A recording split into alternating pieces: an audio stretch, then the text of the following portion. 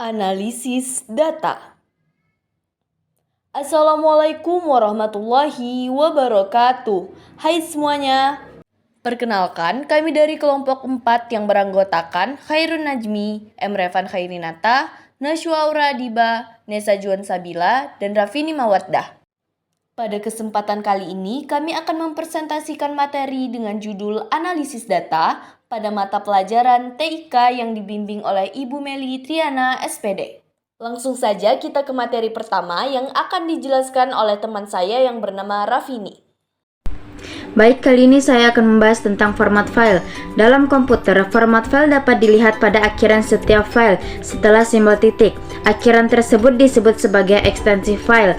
Contohnya, terdapat file nama dengan setsong.mp3, artinya file tersebut memiliki ekstensi. Format file dibedakan menjadi dua jenis, yaitu file terbuka dan file tertutup. Yang pertama, format file terbuka. Format file terbuka merupakan format file yang bersifat terbuka atau universal. Ada beberapa contoh format file terbuka, yaitu GIF, PNG, MP3, ZIP, TAR 7Z, OGG, MKV, dan sebagainya. Yang kedua, ada format file tertutup. Format file tertutup merupakan jenis format file yang bersifat tertutup atau hanya bisa dibuka dengan aplikasi tertentu dan tidak dapat dibuka dengan aplikasi lain. Ada beberapa contoh format file tertutup, yaitu PSD, CDR, RAR, WMA, DWG, dan sebagainya. Berikut beberapa contoh format file. Yang pertama, format gambar. Format gambar dibagi lagi menjadi 4. Yang pertama, JPG. JPG merupakan singkatan dari Joint Photographic Experience Group. JPG cocok untuk gambar yang memiliki komposisi warna yang banyak dan memiliki gradien seperti gambar pemandangan alam. Yang kedua, PNG. PNG merupakan singkatan dari Portable Notebook Graphic. Format gambar PNG cocok digunakan untuk screenshot yang memiliki banyak warna. Yang ketiga, GIF. GIF merupakan singkatan dari Graphic Interchange format yang memiliki gambar dengan 8 bit warna. Format GIF cocok untuk digunakan gambar-gambar yang memiliki jumlah warna yang sedikit dan gambar yang memerlukan perbedaan warna yang tegas. D. BMP. BMP merupakan singkatan dari bitmap yang terdiri dari susunan titik. Bitmap tergantung pada resolusi. Jika gambar diperbesar, maka gambar akan pecah dan tidak halus. Baik, selanjutnya materi ini akan dijelaskan oleh teman saya yang bernama Najmi. 2. Format audio WAV. WAV adalah format utama untuk menyimpan data audio mentah pada Windows dan menggunakan metode yang sama dengan AVIF Apple untuk menyimpan data. Ekstensi yang digunakan adalah WAV atau WiFi. Kelebihan format WAV sebagai berikut. Seluruh sampel audio disimpan di hard disk karena data WAV tidak terkompres. WAV biasanya menggunakan coding PCM. 2. Kekurangan format WAV. Maksimal ukuran file WAV adalah 2 GB, jarang sekali digunakan di internet besar karena ukuran yang relatif besar. B. MPG-1, audio layar 3, atau dikenal sebagai MP3. Salah satu format atau berkas modern suara yang memiliki kompresi yang baik sehingga ukuran berkas bisa memungkinkan menjadi lebih kecil. 1. Kelebihan format MP3, yaitu mendekati kualitas CD stereo dengan 16 bit 2. Kekurangan format MP3 antara lain: A. Kualitas file berkurang karena sudah terkompresi. B. Bitrate terbatas minimal 320 kbps. C. MP4. MP4 adalah format data multimedia sebagian dari format MPG4. MP4 menggunakan jenis file dengan ekstensi MP4.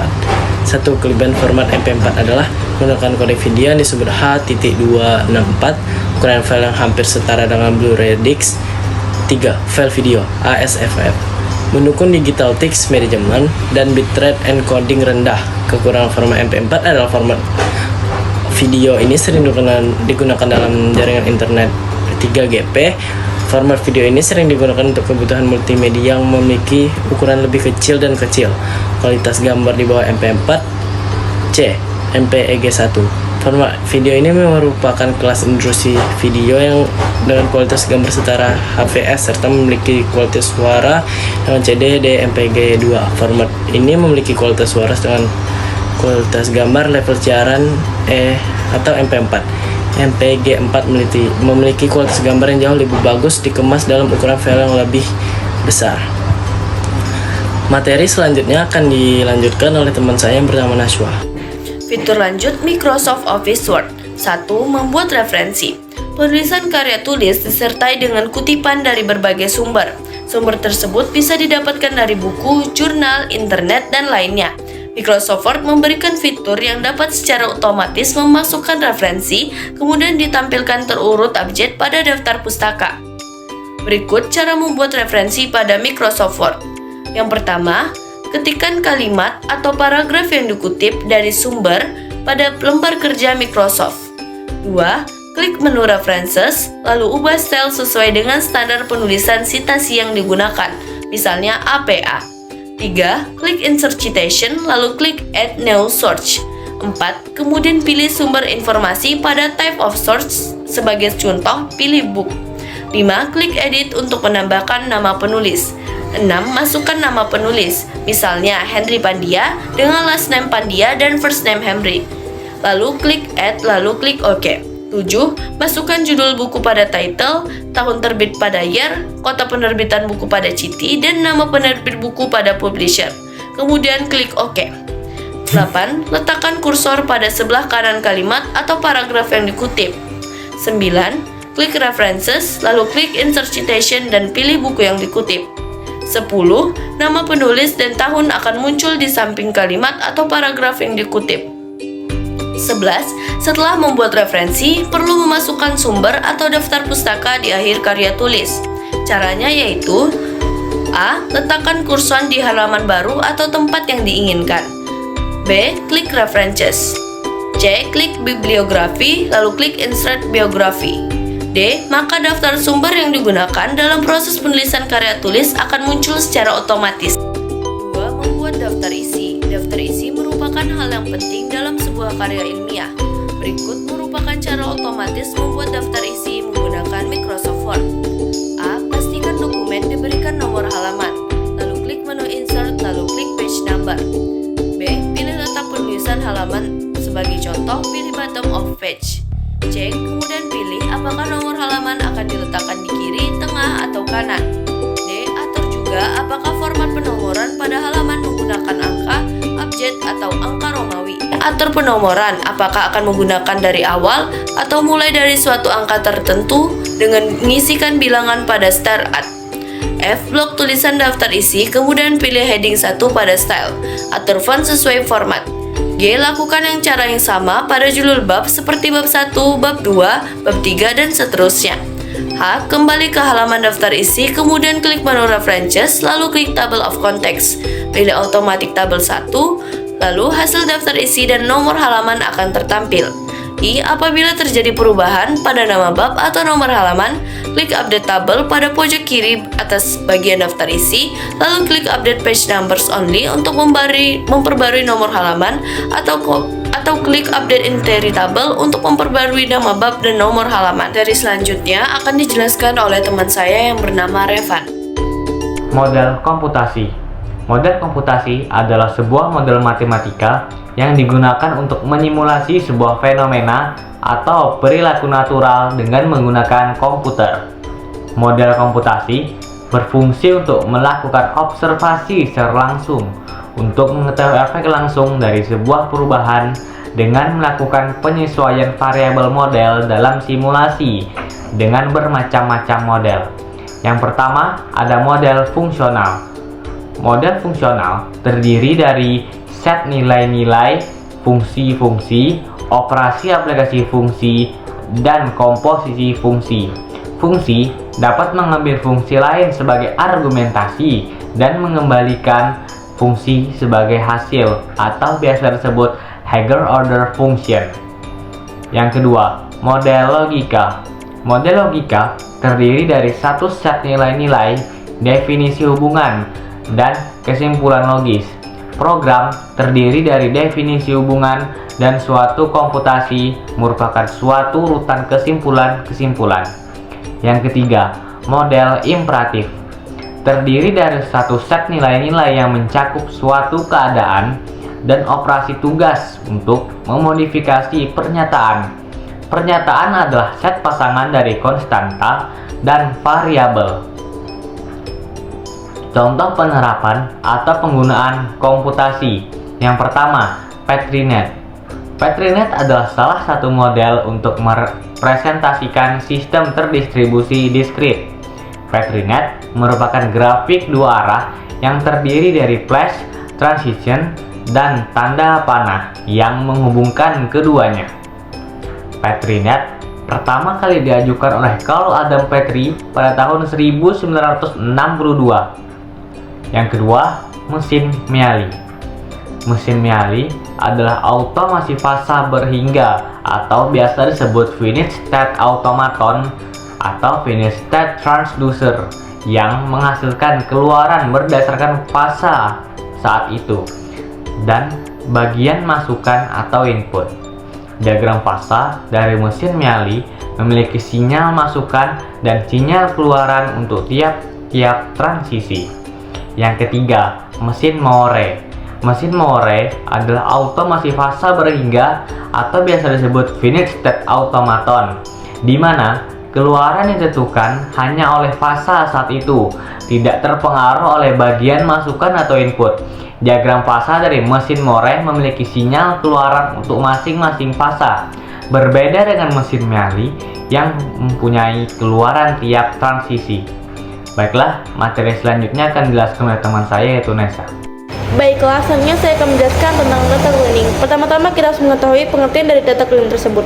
Data cleaning merupakan salah satu kegiatan pengolah data mengoreksi data yang tidak akurat dalam suatu tabel. Data cleaning dilakukan ketika terdapat data salah atau tidak lengkap untuk kemudian dilakukan pengeditan. Yang pertama yaitu adalah menghilangkan data duplikat. Menemukan data duplikat pada 10 data itu mudah ditemukan, kemudian data duplikasi segera dapat dihapus. Namun, jika data yang harus diolah ratusan hingga ribuan akan mengalami kesulitan jika harus mengecek satu persatu. Pada penjelasan ini, saya akan membahas cara menghapus data duplikat menggunakan Microsoft Excel. Yang pertama, kita bisa perhatikan kumpulan data berikut. Blok semua sel yang berarti berisi data, klik menu data, setelah itu klik remove duplicates. Centang sel yang dijadikan acuan OK. Jika terdapat data duplikat, maka akan muncul notifikasi seperti berikut. Data duplikat akan otomatis terhapus seperti contoh ini. Yang kedua adalah mencegah data duplikat. Untuk mencegah duplikat data, maka dapat melakukan dengan validasi. Melakukan validasi lebih efektif jika dilakukan karena data duplikat akan divalidasi sebelum data dimasukkan. Berikut ini adalah langkah-langkah untuk melakukan data validasi menggunakan Microsoft Excel. Yang pertama, buat range untuk memasukkan data. Setelah itu, blok sel yang akan dimasukkan data, klik menu data tertera, data validation. Pada kotak allow, pilih custom, kemudian pada formula, ketik sama dengan kontif, tanpa spasi. Setelah itu, klik icon, blok sel yang akan diisi, NISN, dan tekan tombol F4. Klik icon dan akan muncul seperti ini. Kemudian, melengkapi formula menjadi seperti yang digambar. Seperti itu. Setelah itu, kalian bisa klik tab error alert dan masukkan title dan error message seperti yang saya contohkan ini. Klik OK, masukkan NISN yang sama 2 kali dan maka akan muncul peringatan seperti ini. Ini dinamakan tidak bisa memasukkan NISN sebanyak 2 kali atau NISN yang sama. Jika ingin masukkan NISN lagi, klik retrieve. Adapun kesimpulan yang dapat kita ambil dari penjelasan tadi ialah format file merupakan struktur dari sebuah file dan bagaimana file tersebut dibentuk. Format file dibedakan menjadi 2 jenis yaitu Open Proprietary Formats atau format file terbuka dan Closed Proprietary Formats atau format file tertutup. Berikut beberapa contoh format file. Yang pertama, format gambar. Di dalam format gambar terdapat format JPG, PNG, GIF, dan BMP. Yang kedua, format audio. Pada format audio terdapat format WAV, MP3, dan MP4. Yang ketiga, file video. Pada file video terdapat format ASF, 3GPP atau 3GP, MPEG-1, MPEG-2, dan MPEG-4 atau MP4. Di Microsoft Office Word terdapat fitur lanjut, yaitu membuat referensi dan membuat daftar isi. Untuk video tutorial dapat dilihat di bagian penjelasannya. Selanjutnya, kita masuk pada bagian model komputasi. Model komputasi adalah sebuah model matematika yang digunakan untuk menyimulasi sebuah fenomena atau perilaku natural dengan menggunakan komputer. Model komputasi terbagi menjadi 3, yaitu model fungsional, model logika, dan model imperatif. Berikut merupakan contoh dari penggunaan atau penerapan komputasi. Yang pertama, Petrinet. Petrinet adalah salah satu model untuk mempresentasikan sistem terdistribusi diskrit. Yang kedua, mesin Mealy.